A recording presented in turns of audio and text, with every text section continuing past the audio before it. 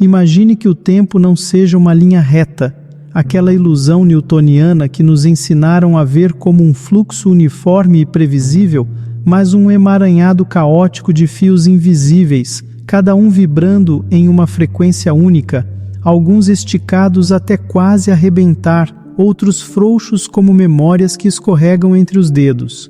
Alguns fios se entrelaçam em nós apertados, formando os momentos que você chama de realidade, enquanto outros se desmancham no ar como sonhos que evaporam ao acordar. E aqui está o pulo do gato. Todos esses fios estão ancorados na sua percepção. Não são apenas conexões abstratas, são laços quânticos, onde cada observação sua, cada olhar, cada lembrança, cada esquecimento deliberado reconfigura a teia inteira. Agora respire fundo e faça uma pergunta incômoda. E se o seu agora fosse apenas uma coincidência frágil, um alinhamento precário entre o que seus olhos captam e o que sua memória reconstrói? Não estou falando de teorias malucas de ficção científica ou de especulações filosóficas vagas. Estou falando do ponto cego onde a física quântica e a psicanálise mais radical se encontram. A ideia perturbadora de que o tempo não é um palco fixo onde a vida acontece, mas uma ilusão emergente, fabricada em tempo real pela sua consciência. Sim, fabricado. Costurado pela forma como você direciona sua atenção, pelo que sua mente escolhe apagar e pelo que insiste em gravar em loop. Carlo Rovelli, o físico que redefiniu nossa compreensão do espaço-tempo com a gravitação quântica em loop, diria que o tempo não é uma entidade independente, mas um fenômeno que emerge das interações, um subproduto da relação entre sistemas, como o calor que surge do atrito. Já Jacques Lacan, com seu sorriso enigmático, cutucaria ainda mais fundo. O sujeito só existe porque é cindido, dividido entre o que vive e o que narra, entre o instante cru e a história que conta para si mesmo depois. Para ele, o tempo não é um relógio tic-taqueando, é o intervalo entre o desejo e a linguagem, o espaço onde a identidade se constrói e se desmorona. E aqui moram os fantasmas. Se o tempo é tecido pela sua mente, então cada decisão, cada trauma, cada escolha ignorada está, literalmente, moldando a sua linha do tempo. Os neurocientistas já sabem que a memória não é um arquivo estático, mas um processo ativo de reconstrução. A cada vez que você lembra de algo, está, na verdade, reescrevendo-o. Os físicos, por sua vez, brincam com a ideia de que o passado e o futuro podem não ser tão rígidos quanto parecem, especialmente quando mergulhamos no reino das partículas entrelaçadas, onde causa e efeito dançam em coreografias não lineares. Se você continuar aqui, vai descobrir que o tempo não é o que está passando no seu relógio.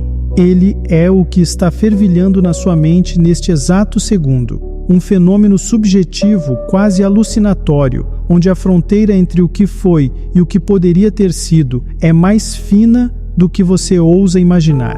E se isso já está mexendo com a sua cabeça, saiba que é só o começo. Inscreva-se, ative o sininho e prepare-se. Este não é um vídeo sobre horas, minutos ou segundos. É um mergulho sem volta na ideia de que você não apenas experiencia o tempo, você o cria. Quando você olha para um relógio, ele te entrega um número, 14:37. Parece objetivo, inquestionável, um dado bruto, uma verdade matemática. Mas pause por um segundo e se pergunte: o que esse número realmente significa para você? Talvez seja a hora do almoço que escapou entre reuniões, o limite final para entregar um projeto, ou aquele momento em que você olha pela janela e decide que é hora de ir embora.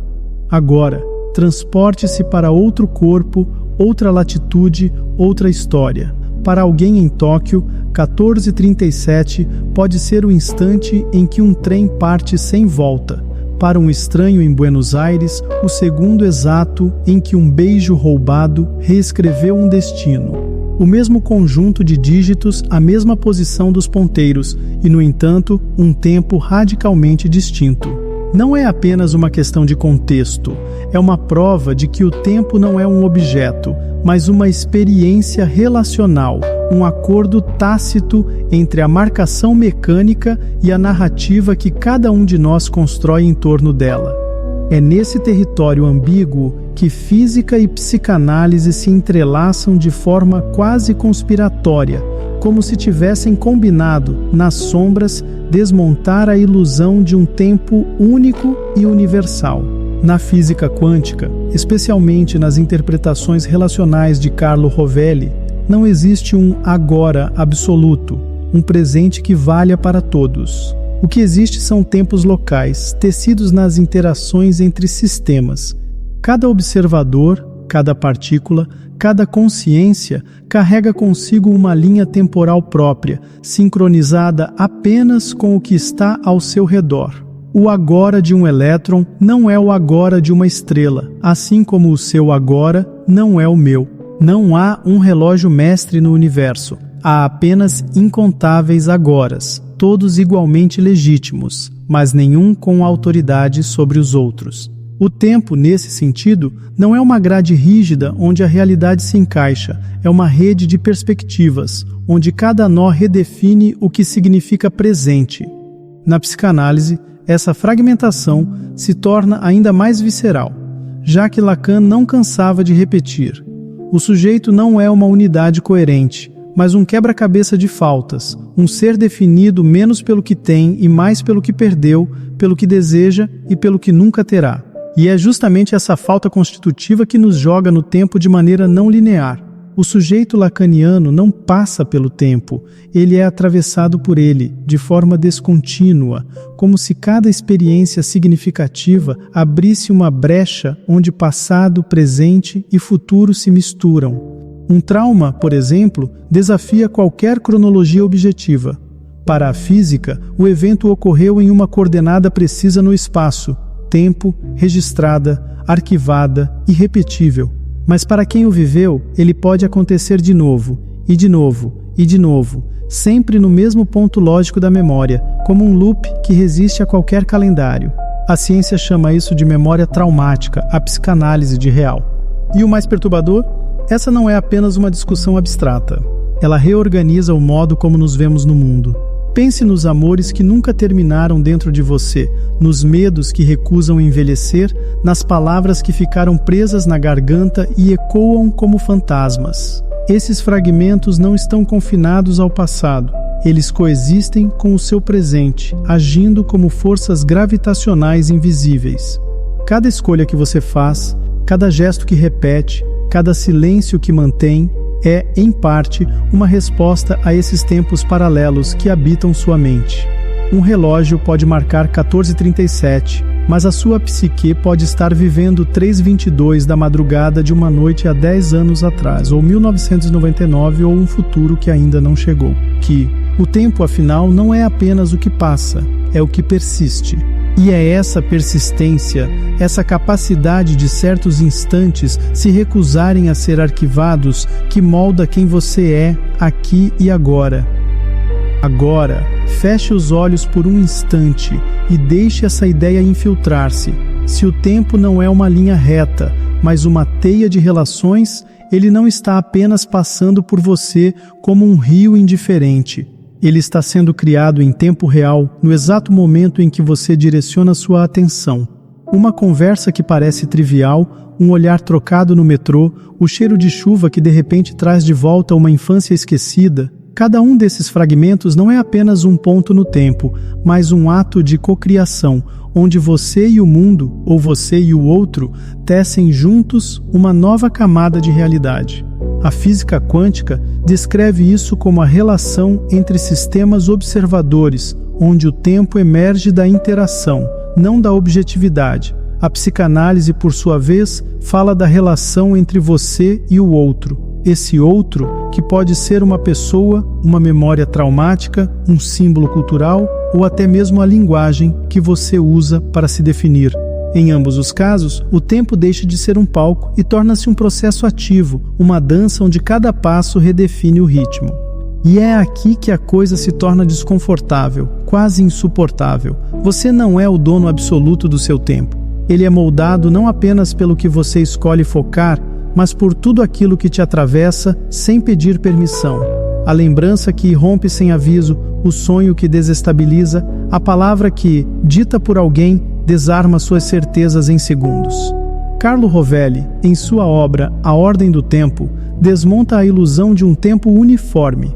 Existe o tempo termodinâmico, com sua seta irreversível de entropia, que nos lembra que algumas coisas, como um copo quebrado ou uma palavra dita, não podem ser desfeitas. Existe o tempo gravitacional, que se distorce perto de massas intensas, como se o universo dobrasse as regras para acomodar sua própria gravidade. E existe, acima de tudo, o tempo interno, aquele que um sistema mede a partir de si mesmo, como o ritmo do seu coração, ou a velocidade com que seus pensamentos correm quando você está apaixonado ou apavorado.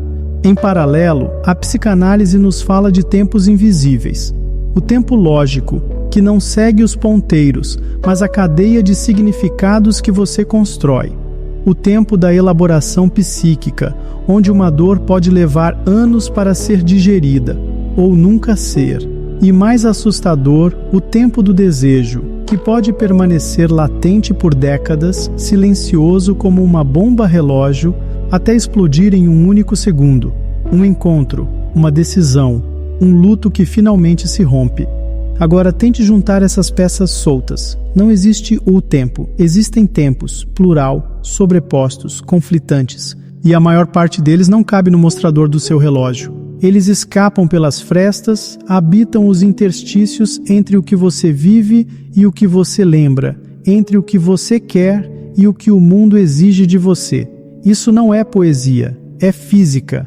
Não é metafísica, é psicanálise aplicada. E as implicações são perigosas porque, se o tempo é subjetivo, você pode estar preso em um que não consegue enxergar. Pode passar anos revivendo em loop um instante que nunca se resolve, como um trauma que se recusa a virar passado, ou uma culpa que insiste em se disfarçar de presente. Ou, no extremo oposto, pode comprimir décadas em um único gesto, uma decisão impulsiva, um adeus definitivo, um sim que muda tudo. Pode, sem perceber, tornar-se refém de um tempo que nem é seu, mas que foi imposto por alguém que te marcou. Um pai, um amor, um sistema de crenças que você internalizou sem questionar. No limite, essa compreensão nos obriga a encarar uma verdade incômoda. Vivemos, simultaneamente, em múltiplos tempos. Alguns são nossos, aqueles que construímos com nossas escolhas, nossas memórias, nossas narrativas. Outros são emprestados, herdados ou até roubados, como o tempo de um luto que não é seu, mas que você carrega por lealdade, ou o tempo de uma expectativa social que nunca foi sua, mas que você incorporou como se fosse. E há ainda os tempos que inventamos para tornar a existência suportável. O um dia que nunca chega, o antes que nunca existiu, o depois que usamos como muleta para não enfrentar o agora. A pergunta que fica é: de qual desses tempos você é realmente dono? E mais importante, quais deles estão te dominando sem que você perceba? E então, chegamos ao núcleo da questão, ao ponto onde a teoria se transforma em poder. Se o tempo é subjetivo, relacional e emergente, ele não é apenas uma força que nos arrasta passivamente, ele é também negociável. Não no sentido de manipular os ponteiros de um relógio ou de desafiar as leis da termodinâmica, mas no modo como você se posiciona diante da própria existência. A física quântica, com suas interpretações relacionais, já nos mostrou que o observador não é um espectador neutro. Ele influencia, de forma ativa, o sistema que observa. A psicanálise, por sua vez, vai além. Ela revela que o sujeito não é uma entidade isolada, mas um campo de forças, constituído por tudo que o atravessa: memórias, desejos, traumas, linguagens, olhares alheios. Quando essas duas perspectivas se encontram, elas formam algo parecido com um manual não escrito para a arte de viver. Se você transforma a forma como observa a si mesmo, ao outro, ao mundo, você reconfigura, em essência, o próprio tempo em que habita. Isso não significa ignorar o calendário ou negar a materialidade do mundo. Significa, antes de tudo, reconhecer que sua experiência não está condenada a ser refém dos ritmos impostos.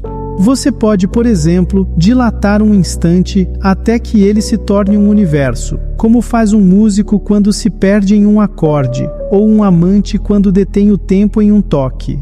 Pode, ao contrário, comprimir uma dor até que ela se reduza a um sopro, uma sombra passageira, um detalhe na paisagem maior da sua vida. Pode, acima de tudo, escolher em qual tempo deseja investir sua energia. Aquele que repete o passado como uma sentença, ou aquele que abre espaço para o novo, para o possível, para o ainda não vivido. Aqui está a virada radical. O tempo não é apenas algo que acontece com você, como uma tempestade que você sofre sem alternativa. Ele é, em parte, algo que você cocria. Não de forma solitária, nunca de forma solitária, mas em constante diálogo com tudo que te cerca e tudo que te habita. Cada relação, cada escolha, cada interpretação que você faz dos eventos redefine a textura do tempo. A física chama isso de emergência relacional, a psicanálise de construção subjetiva. Mas no fundo, as duas estão falando da mesma coisa. Você não está preso a um único ritmo. Você pode sim renegociar sua relação com o tempo. Não para escapá-lo, mas para habitá-lo de maneira mais intensa, mais consciente, mais livre. E é nesse espaço de negociação que reside a verdadeira agência humana. Não se trata de controlar o tempo, mas de dançar com ele, de entender que, assim como um rio molda a paisagem por onde passa, você também pode, com suas ações e suas interpretações, moldar o fluxo que molda você. O relógio continua tic-taqueando, é claro, mas a maneira como você preenche os intervalos entre seus tics, isso sim é onde a magia e a responsabilidade realmente começam. Agora que você absorveu essa ideia até as últimas consequências, a pergunta que fica é: o que vai fazer com esse conhecimento? Porque saber que o tempo é uma construção não é apenas uma curiosidade intelectual, é um poder latente, uma chave que pode abrir duas portas radicalmente opostas. De um lado, o tempo como prisão. Aquele ciclo vicioso de repetições que te convence de que sempre foi assim e sempre será, onde o passado se repete como um disco riscado e o futuro parece apenas uma sombra pálida do que já viveu. Do outro, o tempo como liberdade, um espaço maleável, quase plástico, onde cada escolha, cada interpretação, cada olhar atento pode reconfigurar os limites do possível. A diferença entre uma coisa e outra? A forma como você decide habitar os instantes que te são dados. Já parou para mapear em quantos tempos você está vivendo neste exato momento? Há o tempo do seu corpo, com seus ritmos biológicos, suas fomes, seus cansaços, suas pulsões, que não pedem permissão para se manifestar. Há o tempo da sua mente, onde os pensamentos aceleram ou estagnam, onde uma hora pode voar ou se arrastar como uma eternidade. Há o tempo do desejo, aquele que ignora calendários e relógios, que pode ficar latente por anos e explodir em um segundo, ou que, ao contrário, se esvai antes mesmo de ser nomeado. E há, claro, o tempo das suas memórias, onde o passado não é um museu estático, mas um arquivo vivo, constantemente reeditado a cada lembrança, a cada narrativa que você reconta para si mesmo. Qual desses tempos você está alimentando hoje? Qual deles está drenando sua energia? E mais importante, qual deles você está negligenciando? Aqui está o insight mais libertador e também o mais perigoso. Não existe tempo perdido. Existem sim tempos diferentes, sobrepostos, paralelos, que você pode reorganizar, ressignificar, reorientar. O passado não é uma gaveta trancada a 7 chaves. É um material bruto, uma matéria-prima que pode ser reescrita não nos fatos. Esses sim são irrevogáveis, mas no significado que você atribui a eles. Um trauma pode ser uma ferida que nunca fecha, ou pode se tornar o solo fértil onde nasce uma nova versão de si mesmo. Uma escolha errada pode ser uma mancha permanente em sua história, ou o primeiro passo de um caminho que você ainda não ousou percorrer. E o futuro não é um ponto distante no horizonte, inalcançável e predeterminado. É um esboço em branco, um rascunho que você começa a preencher agora, com cada decisão, cada palavra, cada silêncio. Se esse tema mexeu com algo em você, se você sentiu um incômodo, uma curiosidade ou até um alívio ao perceber que o tempo não é um carrasco, mas um tecido que você ajuda a tecer, prepare-se para o nosso próximo mergulho.